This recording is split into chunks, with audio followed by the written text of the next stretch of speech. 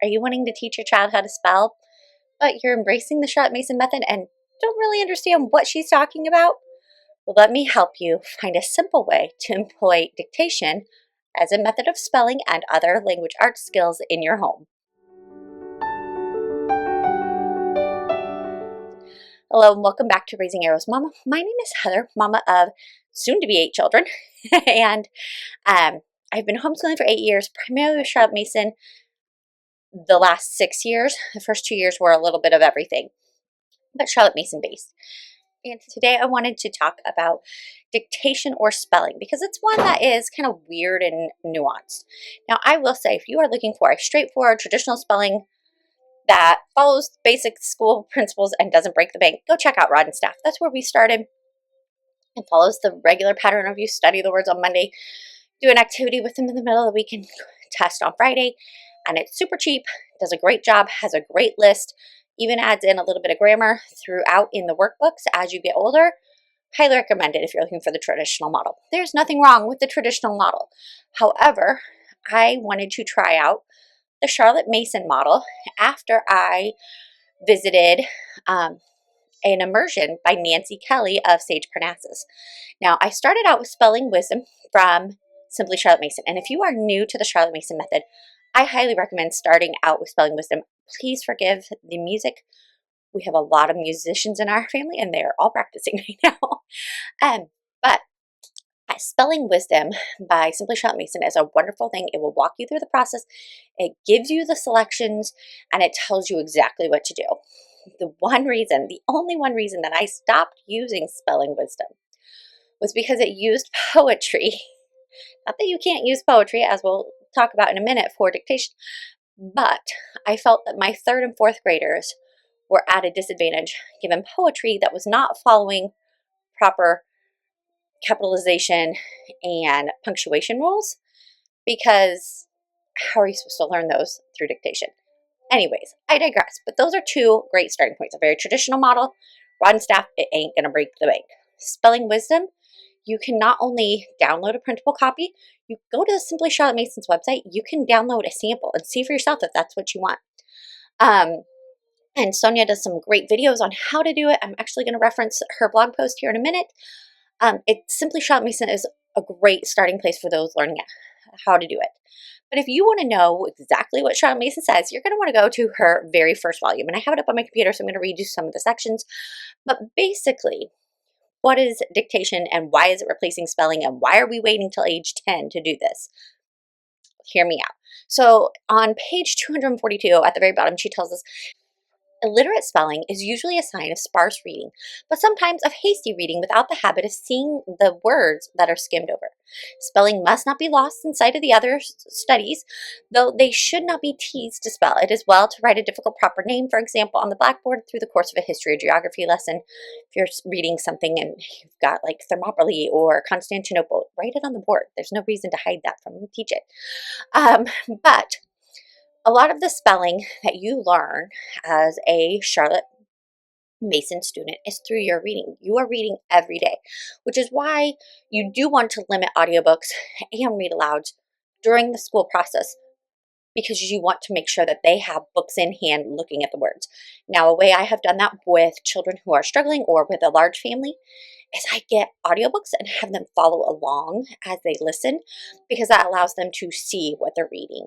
And I have done that as early as year one with Beatrix Potter books. We actually happen to have 2 copies. I have the big treasury that takes up space, but it has multiple pages from the little books on one page, and that's hard for my kids to sit with me and read. So I give them the little copies and they follow along while I read from the big treasury.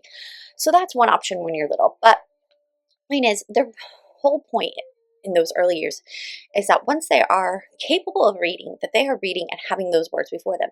Because the more you see the words in print, the more you're going to recognize them, and you're going to see them spelled correctly. There are very few spelling mistakes. I know it happens, but there are very few spelling mistakes in most published books.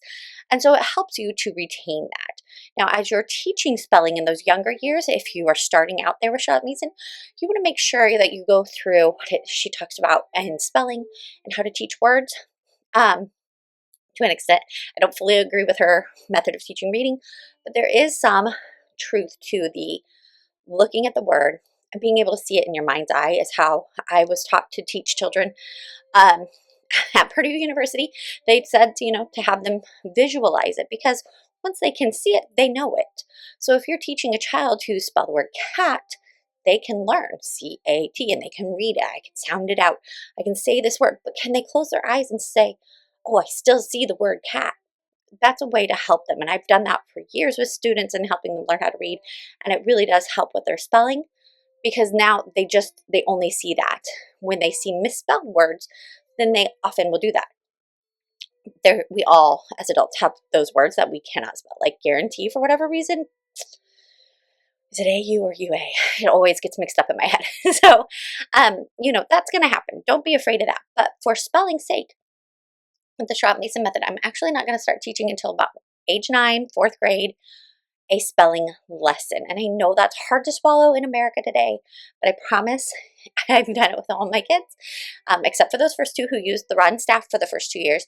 But all my other kids have done amazingly well with this method of just reading a lot, being in front of print a lot, and seeing words spelled. When they ask how to spell something, I tell them. Shocking, right? I tell them how to spell it. And there are very few times where I have to respell for them over and over and over. And my current 4th grader I've noticed certain things in her spelling. And so now that she's doing dictation, I'm looking for pieces that will have that. So let's move into dictation. So we know that we're not doing spelling until 4th grade, which seems overwhelming. But if they're reading well, reading a lot, reading a variety of things, not Junie B. Jones. Don't give your kids that book. Please don't. Things that are written well, that are having correct spelling, punctuation, grammar, then they're going to learn that spelling, punctuation, and grammar because they're seeing it. It's not even a doubt in their minds. So I do encourage you to be careful about your book choices. Please, for the love of everything good, don't give your kids Junie B. Jones. She's a bad role model. The spelling is atrocious. The grammar's terrible, and the stories are not great. Okay? It teaches nothing good. But there are books that are that age. Give her Ramona. Ramona, things are spelled correctly. It makes a point to point out when Ramona does misspell things. And it is just as silly and she's just as naughty. And there are lots of other ways. I digress. Sorry. So now that they've been reading well, they're getting prolific at reading, they're seeing proper spelling modeled when you do phonics lessons or when you are having them write a letter to a friend or something like that. You're spelling things that they ask. They're learning through that. Now you hit about age 9, 4th grade, and you're ready to start the dictation process. What is dictation? Very simply, you're going to give your child a selection, a sentence, paragraph, page, ask them to study it, and then read it to them, and they're going to write it correctly. That's an oversimplified version. Charlotte-Mason walks you through the steps of them right there on page 242 of Home Education Volume 1, and I could take you through it, but I'm going to go through it not necessarily in Charlotte-Mason's words, but the way that Nancy Kelly taught me in her immersion class, which was eye-opening. So Nancy Kelly gave us a photocopy of a 2-page spread, okay? It was actually a lot more words than this Little House on the Prairie book. And we were assigned, okay, this row, your 1st grader, or your 4th graders, this row, your 6th graders, this row, your 8th graders, and this row, your high schoolers. Okay, then she started reading, and she's like, okay, here's the selection for the 4th graders, and she would read it, and they would just write it. That's it. And the same went all the way down, and that's how you gave the dictation quiz, if you will. All the way up to high school, which was like it's like a page and a half spread. I don't know. I was in that group and it was overwhelming, but I could do it. The thing is how you prepare the dictation lesson. That's the main thing. So the way Charlotte-Mason does it is that you are going to prepare by going over the selection with the child. You might go through some of the words that are hard to spell. You might go through some of the punctuation, grammar, whatever your selection is going to do, okay? And like I said, Charlotte-Mason's Spelling Wisdom does all this for you, okay? It tells you what to do as a teacher. What I do in my family is I assign the selection for copy work on Monday. So they do that for their copy work on Monday. Then Tuesday or Wednesday, we discuss and we'll go through the whole thing. What words do you highlight? Any words that are hard for you to spell? Do you notice, are there semicolons in this, or whatever the grammar or punctuation thing is that are nuanced in the selection or might be new to them? We will go over and discuss, and then we will read it together so that now not only have they heard this, because this was our read aloud that we did just finish, then they looked at it and copied it in their copy work, which that part's not Charlotte Mason. I just do that because got to do copy work anyway. Why not? Um, and then we discuss that part. You don't want to skip. Okay, you want to go over what are the words that are hard to spell. I'm trying to see if there's one on this particular page that I opened up. Maybe satchel. Satchel's a new word. What is a satchel? How do we spell satchel? Why do you think it? Go through some of those nuances of different spelling. Maybe you have quotations, like in a book like this, you're going to have heavy dialogue. So you're going to want to talk about how and when to use quotation marks and all those different things. Then when I give them the actual dictation on Thursday or Friday, or the next Monday, because sometimes we're behind, then what I do is I don't give them, we may have studied this whole page, okay, especially for my middle school and high schoolers. We'll study the whole page, but I'm only going to give them part of that for their thing, but they don't know which part. So they studied it all. So they don't have it memorized per se, but they know what things they're supposed to be remembering, look for, and they understand the setup of how it works. So what does this really look like? Because that seems kind of complicated, right? So let me give you a simple version. And I have some of these over on my website. If you go to Raising Arrows Mama, my website's linked below. And I have some copywork and dictation examples that I've used, because the whole page method, we're doing this 6 years in. I am just now getting to that type of process. I needed to work through some of that and understand how to do it. And so what I was doing there was giving them 2 or 3 sentences, or for some long-winded people, incredibly long sentences. And you can see on my copywork pages that they're not whole pages. And so they had that dictation selection. We'd study it, and maybe it has 2 or 3 sentences, and I'd give them 1. I always start my first graders with only giving them 1 sentence because it's overwhelming. And they only prepare 1 sentence, and they only study 1 sentence. So my 4th grader next week will be doing, because we just finished Hamlet, she will be doing this right here. My words fly up, my thoughts remain below. Words without thoughts never to heaven go, by King Claudius. And that's going to be her dictation. And I'm okay with that. Some weeks I challenge her a little bit more. Others I do not. That one has more punctuation because we've been getting into that in her grammar lessons. Sometimes I'm focusing on vocabulary. Sometimes I'm just, let's see if you can understand how the sentence flows. It just really depends. Sometimes I just pick a sentence because I like it. Sometimes it's a holiday, just different things like that. We did a quote from Lewis and Clark's journal. We've done that to align with history, things like that.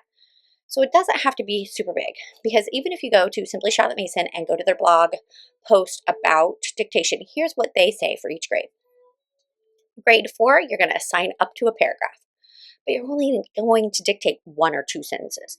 Then year 5, you're going to still assign a paragraph, but you're going to give them 2 or 3 sentences. Then by grade 6, assign a paragraph. You're going to dictate 3 or 4 sentences. You see where this is going? We're slowly building their stamina. And then by the time you get to grade 7 and 8, which is typical middle school, you're going to assign 2 or 3 paragraphs to read. Now, granted, I will not assign 2 or 3 paragraphs for copywork. By middle school, my kids are doing commonplace, not copywork. It's a little nuance there. But I'm going to give them 2 or 3 paragraphs to look at. But I'm only going to dictate 1 of those paragraphs. And it is not going to be a super long one, okay? And I try to avoid certain run-ons, like, oh, what book was, I can't remember. But, maybe be careful if you're choosing selections from Tolkien where he has, paragraph long sentences. And that may be a little bit hard. Then grades 9 and 10, you're going to assign the whole page, but you're going to dictate up two paragraphs. So sometimes you might do one, sometimes you might be doing two. I did this with the Declaration of Independence with my high schooler and gave her just the first chunk, the preamble. You know, you're going to pick what your child can do. So this is their guidelines. And by 11 and 12, you're going to give them the whole 2-page spread and give them to study, and then give them 3 paragraphs to dictate. I understand that feels like a lot. Most of you are probably not dealing with children in all those grades this year. I have a 4th, 6th, 7th, and 9th grader who are all doing dictation. And so, like I said, we started out the year doing our traditional, here's 2 or 3 sentences, you study. So a paragraph. And then I assigned them different allotments from it, or not assigned, but dictated different allotments from it. Now that we've gotten past that, I have been making photocopies from a book that we've been reading, and then I highlight a section. So if I was giving this page to my, actually I did the composition one, I wonder if I can find that. But I would give, maybe photocopy the whole 2-page spread, right? My 4th grader, I'm only going to highlight one of these paragraphs, and then I'm going to tell her, okay, for copywork, do one of these sentences, but that might not, usually it is, might not be her dictation for Friday. Kind of depends what the sentence is, and where we are with copywork. But then on Tuesday or Wednesday, we're going to discuss that and talk about the different things. Okay, this one has some quotations, it ends in a comma because the sentence isn't finished. It finishes with Laura answered quickly, but she was startled, period. Things like that. Then my 6th and 7th grader, I'm going to give them 2 paragraphs, but I'm going to give them only one of those paragraphs during dictation. But we will discuss both paragraphs. And then my high schooler, I would give her the whole page. She's a 9th grader. I will give her the whole page to study and prepare and discuss. And then on Friday, when I give it to her, I'm going to choose 2 of the paragraphs to dictate to her. Now, I have done this with my kids for many, many years, and I'm going to go grab one of their notebooks to show you. So, what does this look like for a 4th grader? So my 4th grader just started this year, obviously. So here's hers. Let me see if I can make sure it's on camera here. So we had just a sentence. The great ocean of truth lay all undiscovered before me. So she studied that early in the week. We discussed, and then I read that. So when I would read it to her, I would say, the ocean of truth, and she write that down, lay all down undiscovered before me. Right down.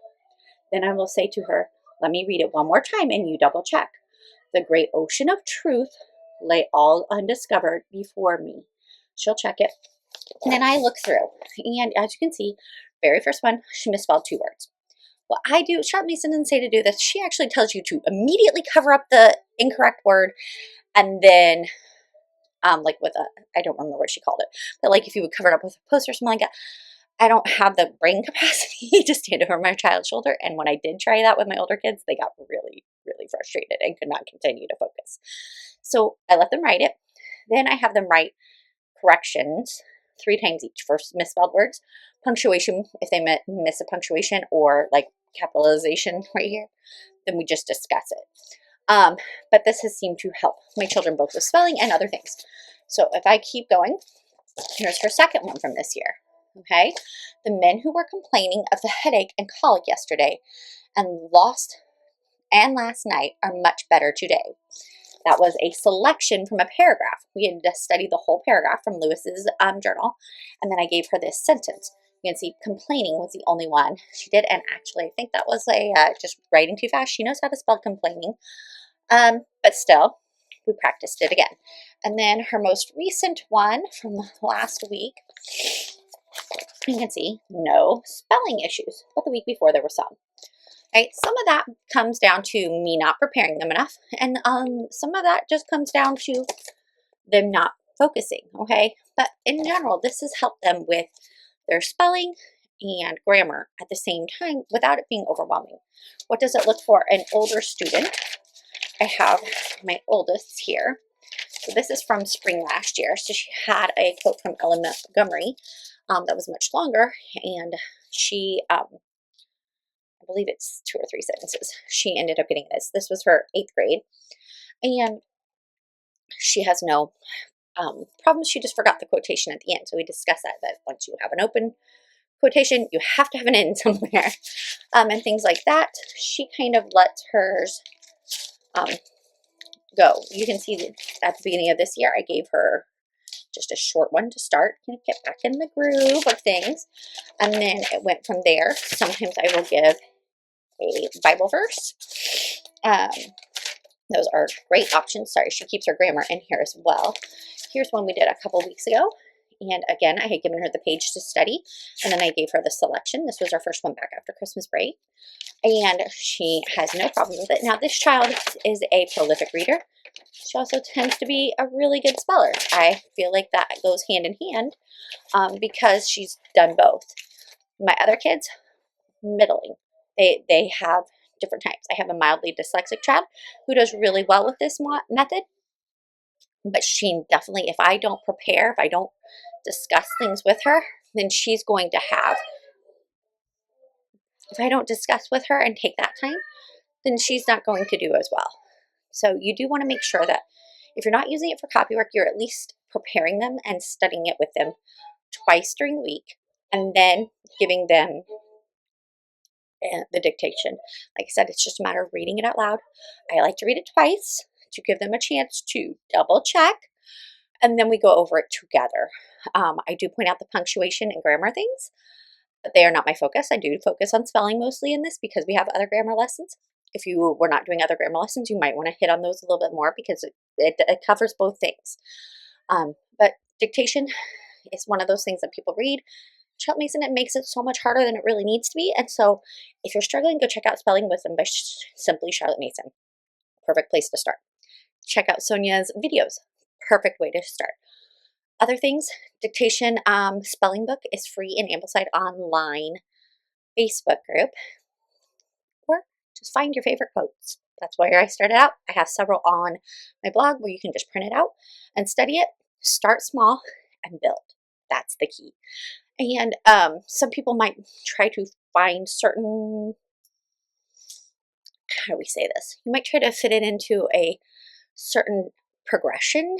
I don't do that. I know the educator in me really wants it to follow a certain progression, but instead what I have found is that choosing books that we actually are familiar with and words we're familiar with has helped us to grow in that because it's something they've heard before and that they are familiar with. Oh, I forgot to show you. So for my fourth grader, she has that quote from Claudius. My other older kids are going to get Hamlet's soliloquy of to be or not to be. So they are going to grab this out. And I'll give them the first sentence, probably for copywork for my sixth and seventh, or for my sixth grader. My seventh grader doesn't do copywork. My ninth grader doesn't do copywork. They write down their favorite quotes as they go throughout the school week. However, they'll do that. Then we will study it next Tuesday or Wednesday. We will study the entire soliloquy, which does go on for 2 pages there. And we're going to go through it. Then when it comes to dictation time, I will give them dictation for it. And I will simply read it. And I'm going to do the first part, hint, hint, to be or not to be. That is the question. If there's punctuation, like there's a little colon right there, I'm going to pause there. Okay? It just depends on your kid. When we were first starting out, I had to be or not to be would be pause. Okay? And it just depends on the kid. So my sixth grader will probably just get the first sentence. My seventh grader will get probably just the first sentence also because she is mildly dyslexic and there is a lot of grammar nuances. My high schooler will get probably most of this page. Maybe part of this page, but probably not.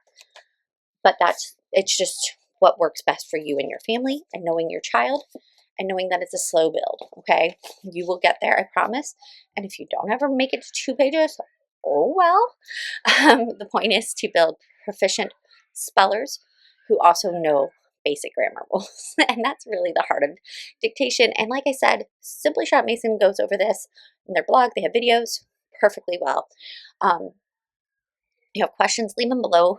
If you're looking for what Charlotte Mason specifically says, and she does outline and she does have examples, go to Home Education. You can find it free on Ambleside Online. Volume 1, pages 241-ish to 243 talk about dictation. If you go to school education, at the back that's volume 3, there's an appendix at the back, and there are a couple of examples of dictation lessons that you can look at as well. But honestly, don't make this harder than it needs to be. Like I've made this video longer than it needs to be. So if you have questions about dictation, let me know, but keep it simple. Give them a quote. It could be from a speech, poem, story, play, whatever you want. Study it with them and then dictate it to them. That's it. Super simple, and I promise it does actually yield benefits. But one of the key components is that your children are physically reading books each and every day. So they're already getting that exposure to good writing, to proper spelling and grammar. So that is one of the key components that isn't really listed in the dictation page, but I promise it will help your child to become a better speller. Now, if you are dealing with a dyslexic child or other learning complications, then you may need a different process, and that's okay, because Charlotte Mason's method isn't for everyone, though I think it can work for most people.